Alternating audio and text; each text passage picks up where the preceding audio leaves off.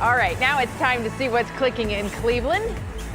Yeah, and for that, we bring in our digital anchor, Stephanie Haney. And Stephanie, it's not hard to figure out what people are talking about in Cleveland today. Nope. If you're a betting person, today's the day. You know, the Cleveland Guardians name change, though, is not just clicking in Cleveland.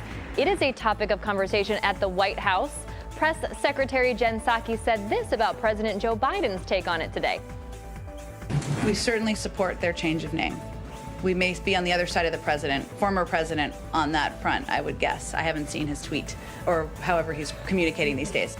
And she is right about that last part. In a statement released today that was emailed here, former President Donald Trump said he couldn't believe this was happening and that the name change is due to, quote, a small group of people forcing change to destroy our culture and heritage.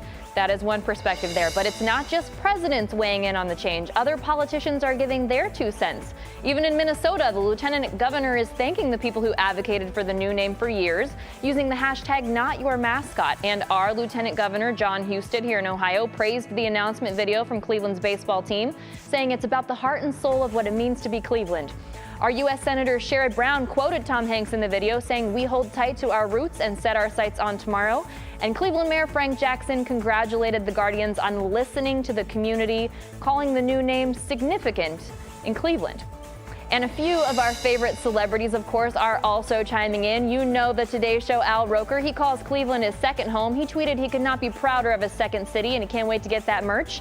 And How I Met Your Mother creator Carter Bays had this interesting take, that the old name is cursed, and the Guardians will win a World Series in the next 5 years. I think we would all love that, right? He's called the new logo Rocket Sauce A+, and for his last word on it, he said naming the sports team after a work of art is a win for art. And of course, that's a beautiful photo there. And Jay, to your point earlier about people wanting to talk about this, that was a comment we saw from some viewers that we're going to have to explain this in the future.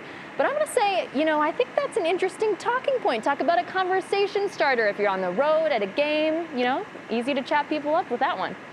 Absolutely. I think it's cool. By the way, we haven't really talked about the history of a Major League Baseball team changing its name. As you might expect, it is extremely rare, especially in the last half century plus. The last team to do it is actually the team that is in Progressive Field tonight to play the Cleveland now Indians, soon to be Guardians. They, when they were devised in 1998, were called the Tampa Bay Devil Rays. Sometime later, the owner decided he didn't like the word devil in his name, so he dropped it, and since they have been known as the Tampa Bay Rays.